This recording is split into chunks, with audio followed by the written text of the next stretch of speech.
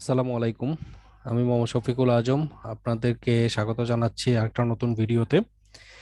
আজকে আমরা এক্সেলের কিছু টুকিটাকি টিপস অ্যান্ড ট্রিক্স জানার চেষ্টা করব, যেটা আমাদের দৈনন্দিন এক্সেলের কাজে অনেক হেল্পফুল হবে এবং কাজকে আরো সহজতর করবে।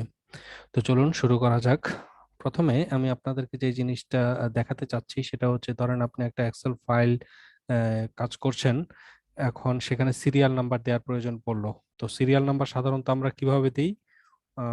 1 2 দেই, তারপরে 3 দেই। এটা দেওয়ার পরে প্রথমে তিনটা সিলেক্ট করে তারপর কি করি, এটা নিচের দিকে টেনে দেই যতটুকু আমাদের প্রয়োজন। কিন্তু সাধারণত এভাবেই কাজ করি আমরা সিরিয়াল টেনে দেওয়ার জন্য। যদি একের অধিক বা তিনটার বেশি যদি কোনো ইয়ার দরকার পড়ে আর কি, অনেক ডাটার প্রয়োজন হয়, অনেক রো এর প্রয়োজন হয়, তখন আমরা এভাবে করি। কিন্তু এখানে একটা অসুবিধা আছে, যেমন আমি আপনাকে বোঝাই। কারণ ধরেন এখানে আমি নাম দিলাম,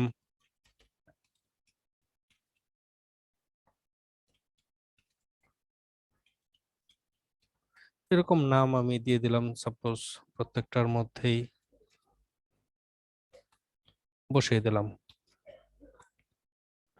তো খেয়াল করুন, এখন যদি আমি ধরুন আমার কোনো কাজের ইয়ার জন্য কাজের কাজের মধ্যখানে আমি এই সিরিয়াল নাম্বারটা চেঞ্জ করে ফেললাম। তারপরে এখানে ধরেন এই রোটাকে আমি ফেলে দিব। তাহলে কি করলাম? এটা রোটাকে সিলেক্ট করে তারপর হচ্ছে space bar, shift space bar দিলে রোটা সিলেক্ট হয়ে যায় পুরো রোটা, and control minus key press করলে এটা ডিলিট হয়ে যায়। হুম। তো এভাবে আমরা কাজ করতে পারি। আহ, ধরেন এটা আমরা ডিলিট করে দিলাম। কাজের প্রয়োজন হতেই পারে, মাঝখান থেকে কোনো একটা রোকে আমি ফেলে দিতে পারি। তো তাহলে হলো কি দেখেন, এটা যদি, এটা তো মানে অল্প কিছু ডাটা নিয়ে কাজ করছি বলে আপনাদের চোখে পড়ছে যে এখানে 21-এর পরে 23 আসছে, এখানে 22 হবে।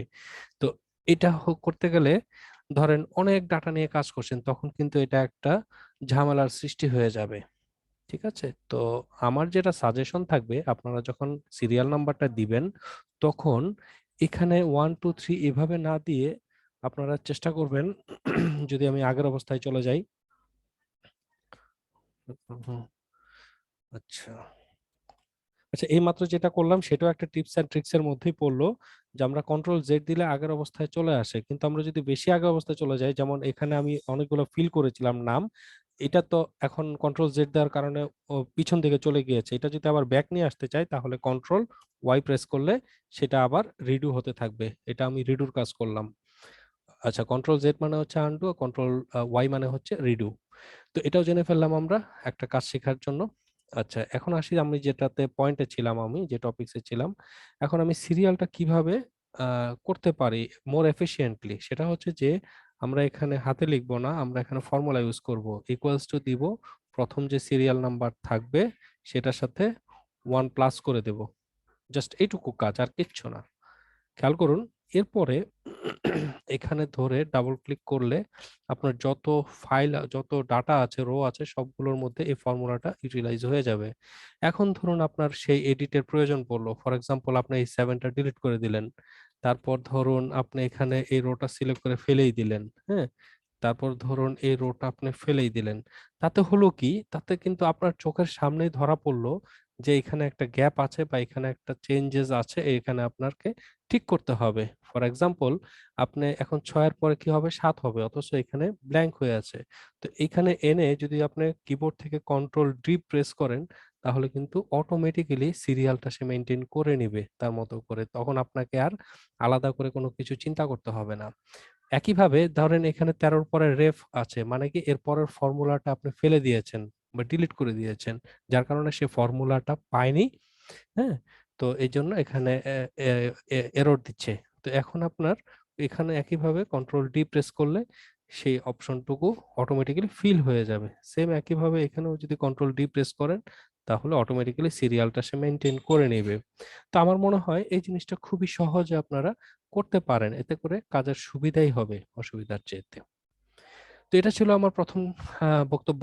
আমি যদি দ্বিতীয় বক্তব্যতে যাই, আচ্ছা, এখানে দ্বিতীয় বক্তব্যই অলরেডি আমার এটার মধ্যে চলে আসছে। ফর এক্সাম্পল, কন্ট্রোল ডি এর কাজ অর্থাৎ কপি পেস্টের কাজই অনেকটা, কিন্তু এখানে ধরেন মিস্টার রেহান আমি স- প্রত্যেকটার মধ্যে দিয়ে দিতে চাচ্ছি। তো এখানে কি করতে হবে, আমাদের নর্মাল যে প্রসিডিউর সেটা হচ্ছে কপি করতে হবে এবং কন্ট্রোল সবগুলো সিলেক্ট করে কন্ট্রোল পেস্ট করতে হবে বা কন্ট্রোল ভি চাপতে হবে। কিন্তু এটা ছাড়াও কিন্তু এত কপি পেস্ট না করেও কিন্তু করা যায়, অর্থাৎ আপনি যেটা আপনি ফিল করতে চাচ্ছেন সেটাকে ধরে কন্ট্রোল শিফট ডাউনের কি যদি প্রেস করেন তাহলে নিচের সবগুলো রিলেটেড কলাম সিলেক্ট হয়ে যাবে। দেন হচ্ছে কিবোর্ড থেকে কন্ট্রোল ডি প্রেস করলে সে একই কাজটাই করবে, একটা মাত্র কি প্রেসের মাধ্যমে। আমি আবার বলছি, কন্ট্রোল কন্ট্রোল প্লাস ডি চাপবেন একসাথে। কন্ট্রোল ডি চাপবেন একসাথে, তাহলে কিন্তু সবগুলো কপি হয়ে যাবে। তো এটা ছিল আমার আরেকটা টিপস এন্ড ট্রিক্স এর মধ্যে পয়েন্ট। এরপরে আমি আসি ফরম্যাট পেইন্টারে। ফরম্যাট পেইন্টারের মধ্যে আমি যেটা করতে পারি, ধরেন আমি এখানে একটা সেল নিলাম, চুজ করলাম, এই সেলের ভিতরে আমি আমার মনের মতো করে কিছু ফিল্ড করব আর কি, ফিল করব ডাটাগুলোকে। বোল্ড করলাম, আইটালিক করলাম, আন্ডারলাইন করলাম, পরে এখানে ডলার সিম্বল দিলাম, কমা চিহ্ন দিলাম, ডেসিমেল ভ্যালু অ্যাসাইন করলাম। হুম এরপর ধরুন আরো কিছু করতে পারি, ফন্টটাকে একটু বড় করে দিলাম। হুম তো মোটামুটি এরকম কাজটা করলাম, করে রেখে দিলাম। এখন হচ্ছে এই ফরম্যাট এগুলো যেগুলো করলাম এখন, এগুলো আমি অন্য একটা জায়গায় আমি অ্যাপ্লাই করতে চাচ্ছি। ফর এক্সাম্পল এখানে আমি কিছু নাম্বার নেই, for example rand rand between, এটা আমি র্যান্ডম নাম্বার নিচ্ছি। আপনারা যারা র্যান্ডম নাম্বার ব্যাপারটা জানতে চাচ্ছেন তারা আমার আরেকটা ভিডিও আছে, ওখান থেকে দেখে নিতে পারেন। বটম হচ্ছে যে আমি দিলাম 2000 অ্যান্ড হচ্ছে টপ হচ্ছে 10,000। হ্যাঁ, এখানে কমা। আচ্ছা, ধরেন এখানে আমার কিছু অটোমেটিক নাম্বার আছে, হ্যাঁ, সেই নাম্বারগুলোকে আমি এই যে এখানে আমি যে ফরম্যাটটা করেছি সেটা দ্বারা ফিল করব। সেটা কিভাবে করব, যেখানে আমি ফরম্যাটটা করেছি সেখানে কার্সারটা রাখবো, রেখে এই যে ফরম্যাট পেইন্টার এখানে ক্লিক করব। ক্লিক করলে এটা সিলেক্ট হয়ে যাবে। দেন হচ্ছে যেখানে আমি অ্যাপ্লাই করতে চাই ঠিক তার উপরে ব্রাশ করে দিলেই এটা কি হয়ে যাবে, সেটা অ্যাপ্লাই হয়ে যাবে। দেখেন আমি যা যা কাজ করেছিলাম ওখানে সেগুলো কিন্তু এখানে অ্যাপ্লাই হয়ে গিয়েছে। তো একইভাবে দেখেন এটা ক্লিক করার সাথে সাথে কিন্তু এটা সিলেকশনটা উঠে গিয়েছে, তার মানে একটা প্রেস করলে একবারই কাজ করতে পারবেন আপনি।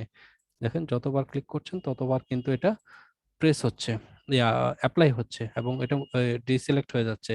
কিন্তু আপনি যদি চান যে এরকম যে এই ফরম্যাটিংটা আপনারা বিভিন্ন প্লেসে করবেন সেটাও পসিবল, সেক্ষেত্রে এই ফরম্যাট পেইন্টার আইকনের উপর ডাবল ক্লিক করলে এটা কিন্তু যতবার খুশি যেখানে খুশি এটাকে করতে পারবেন। এটা কিন্তু রিমুভ হয়ে যাবে না বা চলে যাবে না বা ডিসিলেক্ট হয়ে যাবে না। এটা কিন্তু মজার একটা ফিচার। হ্যাঁ, মজার একটা ফিচার, এখানে আপনারা কাজ করতে পারবেন। এরপর যদি এখানে আপনি কোনো নাম্বার বসাতে চান বা কোনো কিছু করতে চান তাহলে কিন্তু সেটাও ইজিলি করতে পারবেন। তো এটা ছিল আরেকটা টিপস এন্ড ট্রিক্স এর মধ্যে অপশন।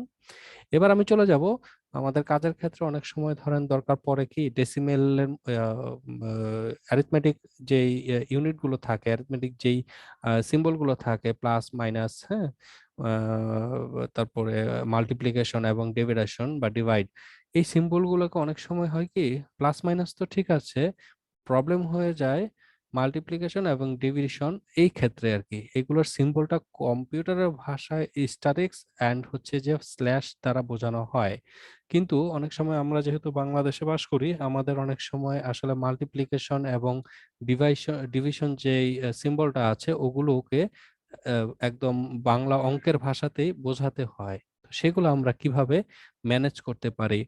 মাল্টিপ্লিকেশনটা যা হোক একটু সিম্পল, এক্স যদি আমি ছোট হাতের এক্স দিয়ে দিই সেটাই আমাকে বোঝা যায় যে এটা আমার মাল্টিপ্লিকেশন সিম্বল অথবা গুণ চিহ্ন। কিন্তু ভাগ চিহ্ন বা ডিভিশন সেই সিম্বলটা আমরা কিভাবে দিতে পারি, সেটাও একটা সহজ পদ্ধতি আছে ভাইয়া। সেটার জন্য আমাদেরকে ইনসার্ট, সেখান থেকে সিম্বলস, সিম্বলের মধ্যে আমরা ক্লিক করব। খুব সহজে আপনারা এখানে দেখতে পাবেন ইনটু চিহ্ন দেওয়া আছে, আর এখানে নিচের দিকে ডিভিশন বা ডিভাইড চিহ্ন দেওয়া আছে, ভাগ চিহ্ন দেওয়া আছে। এখানে আমরা ইনসার্ট করে দিলেই এটা কিন্তু আপনাদের পেজের মধ্যে অ্যাপ্লাই হয়ে যাবে। দেখেন কত সহজে আপনারা এটা করতে পারছেন। তো আজকের টিপস এন্ড ট্রিক্স এটুকুই ছিল। তো নেক্সট টাইমে আমি আবার আসবো এরকম কিছু মজার মজার বিষয় নিয়ে এক্সেলের। ততক্ষণ পর্যন্ত আপনারা ভালো থাকুন আর আমার চ্যানেলটিকে করে রাখুন সাবস্ক্রাইবড। তো আল্লাহ হাফেজ।